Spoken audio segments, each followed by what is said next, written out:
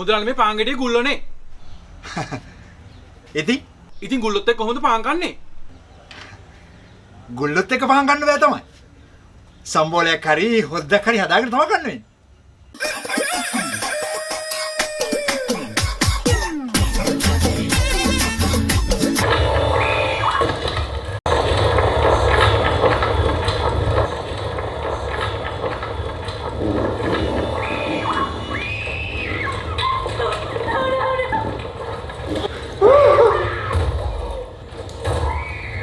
මොකෝ? ඔයාලට හොල්මන් ෆිල්ම් බලද්දි ඔයා හිතේ නැද්ද? මට හොල්මන් පේන්නේ නෑනේ.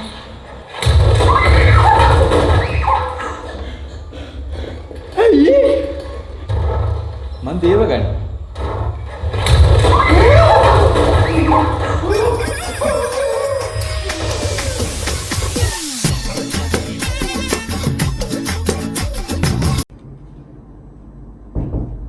Come in. Good morning. Good morning. Exit.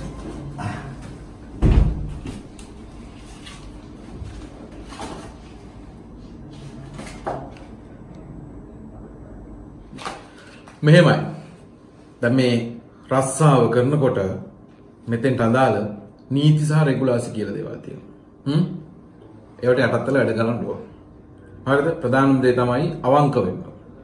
හරිද? ඒ වගේම උදේ අපි වැඩ පටන් ගන්නෙ 9ට 8:00ට ඔෆිස් එන්න ඕන. හරිද?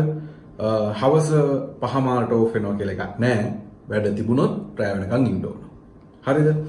ඒ වගේම තමයි අනිත් එක OT ගැන හිතන්න නැතුව වැඩ කරන්න ඕන. හරිද? ප්‍රධානම දේ තමයි මේ ආයතනයේට බොරුවක් කරන්න බෑ කොයිම වෙලාවකවත්. හරිද? එතකොට අපි නිවාඩු මාසෙට එක නිවාඩුවක් තමයි මේ තනතුරු කරන කෙනාට ගන්න පුළුවන්. හරිද? මොකද කියන්නේ?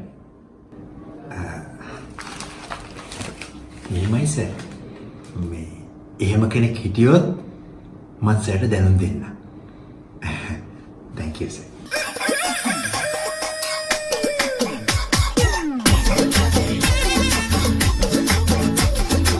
මේ පේනවනේ මගේ උගුරත් කසනවා මට පේන්නේ අර ලෙඩේද කොහෙද මට? පිස්සුද ඒකට පුණ ගන්නවනේ. පිස්සු තමයි උදේ පාන්ම දැන් දවස් කීයක් තිස්සේද කියන්නේ මට මේ අසනීපයි පොඩක් යන ડોක්ටර් කෙනෙක් ගාවට කියන ගෙදර එන්න කලින් ඔෆිස් වල ටැංක් කීයක රින්ගනවද උදේට යන්නේ කකුල් දෙකෙන් හවසේ එන්නේ කකුල් හතරෙන් ඔය විස බීජ මුළු ඇඟේ මේවා තමයි මට මම ලෙඩ වෙන්නේ දැන් මම දවස් ගානක ඉඳන් මට ලබන සතියේ වෙඩින් එකක් තියෙනවා සාරියක් ගන්න මේ මිනිහා ගෙදර නෑනේ යන්න මම උදේ නැගිට වෙලේ ඉඳන් හවස් වෙනකම් ගෙදර වැඩ ගෙදර අතු ගන්නවා ළමයි බලා ගන්නවා රෙදි හොදන්න ඕනේ බත් අම්ම මම ගෙදර ඉන්නවා මට පොඩක් අසනීපයක් වුණාම ડોක්ටර් කෙනෙක් ගාවට කියන්නේ මේ මනුස්සයට පොයි මම දාන්න ඕනේ සතියක ඉඳලා ඔය කලාගෙන දාන්නකෝ අනේ තව පොඩ්ඩෙන් අර කණුවේ හැප්පෙනවා මන් දෙති මෙලෝ 100කින් නෙමෙයි ඉන්නේ ඔෆිස් එකේ නෝනලාගෙන තමයි 100 මෙතන මම ඉන්නවා මේ වාහනේ පරිස්සමින් දැන් යන්න ඕනේ මට බෙහෙත් ටික ගන්න යන්න ඕනේ කියන 100 නෙමෙයි ඉන්නේ මේ මිනිස්සයා කොහෙද ඉතින් අපේ අම්මටත් වෙන මිනිහෙක් හිටියම නෑ බන්දලා දුන්නා මට තමසෙම මම කොච්චර බෑ කිව්වද ඒ දවස්වල අන්තිමට බේබත් දෙකට බන්දලා දුන්නේ මගේ තරුණ කාලේ මිනිහගේ උස විතරයි අරව තියෙනවා මේවා තියෙනවා කො මුකුත් නෑ අන්තිමට පදින්නේ මගේ වාහනේ මේ මෙතනින් හරවනවා වෙන ලෝකවල සිහියක් නෑ මේක පාර මේක කී පාරක් ආවද මතක නැද්ද ඉතින් ඔෆිස් එකේ නෝනලා ගැන තමයි ඔළුවේ තියෙන්නේ මාත් එක්ක යන ගමන දැන් මේ ડોක්ටර් තාවට යන්නේ බෙහෙත් ටික ගන්න ඒව නෙමෙයි වෙන රෙද්දවල් තමයි ඔළුවේ තියෙන්නේ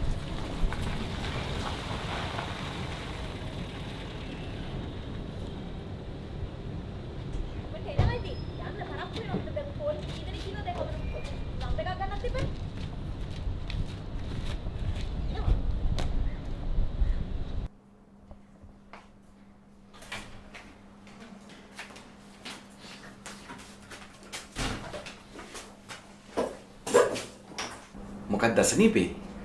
ડોක්ටර්ට කියන්න ડોක්ටර් මේ මනුස්සයා කිසිම පරිස්සමක් නැහැ. හරිද? වැඩි වෙරලා රෑ 12ට විතර ගෙදර ඉන්නේ 10 12 තැනක විතර ඇවිදලා. යාළුවොත් එක්ක පාටි කරලා නමනම් කරලා විස බීජ ගොඩක් අරගෙන ගෙදරට එන්නේ. ඒ ඇවිල්ලා ડોක්ටර් හැමදාම මම කියනවා පොඩ්ඩක් පරිස්සම් වෙන්න මේ දවස්වල ලෙඩ. මේ මනුස්සයා කියන දෙයක් අහන්නේ හැමදාම කරන්නේ එකම දේ ડોක්ටර්.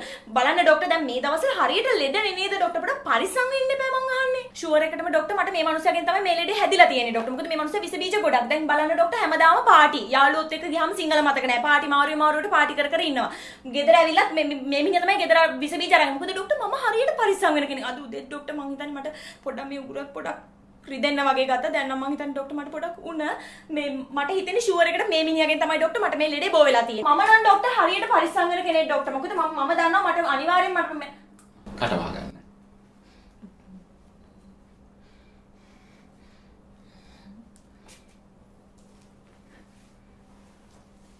ડોક્ટર මේ ගැජට් එක කීයක් විතර එනවද?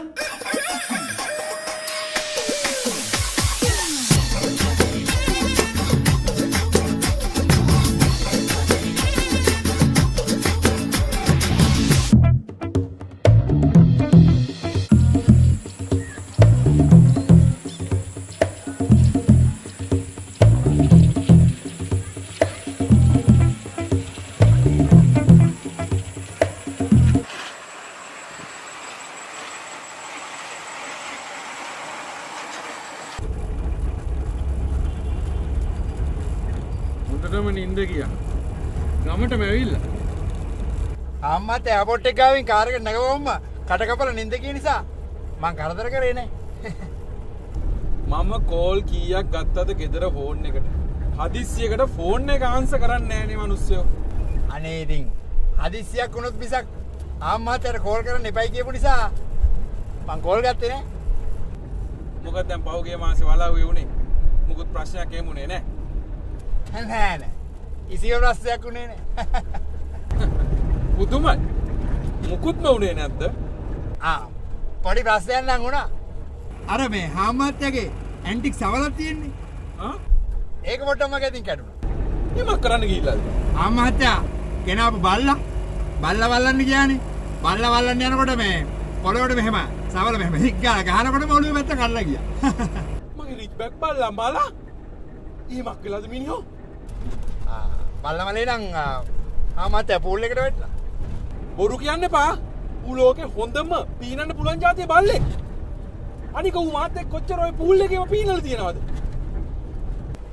පීනන්න පුළුවන් ආමහත්තයා වතුර තිබ්බනම් පූල් එකේ. වතුර බින්දුවක් නැති වෙලාවෙන්නේ මේ බල්ලා පූල් එකට වැටුනේ. ඔය පූල් එකේ කවදාවත් වතුර නැති වෙන්නේ නැහැ. කොහෙද?